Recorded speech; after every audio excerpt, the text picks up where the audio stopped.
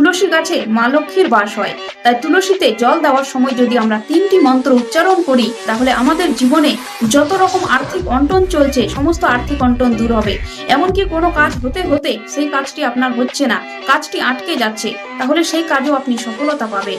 বা আপনি লটারি কাটছেন, লটারি বাজছে না, বা আপনি চাকরি করতে যাচ্ছেন, লেখাপড়া করে বসে আছেন, চাকরি পাচ্ছেন না, তাহলে আপনি এই উপায়টি রেগুলার করা শুরু করে দিন। আপনি 7 দিন করুন, দেখবেন আপনার জীবনের সমস্ত দারিদ্রতা ধীরে ধীরে দূর হতে শুরু করবে। আপনার যেগুলো কাজ হচ্ছিল না সেগুলো কাজ হওয়া শুরু করবে। কারণ শাস্ত্র মতে মানা হয়েছে এই মন্ত্রটি রাম বাণের মতো কাজ করে। এই মন্ত্রটি এতটাই শক্তিশালী এবং গুরুত্বপূর্ণ মন্ত্র, এই মন্ত্রটি বলার সাথে সাথে দারিদ্রতা দূর হতে বাধ্য হয়। যখন স্ত্রীরা তুলসী গাছে জল দেবে তখন মাথায় ঘোমটা দিয়ে সিঁথিতে বড় করে সিঁদুর পরে এবং শুদ্ধ বস্ত্র পরে এই মন্ত্রটি বলবে।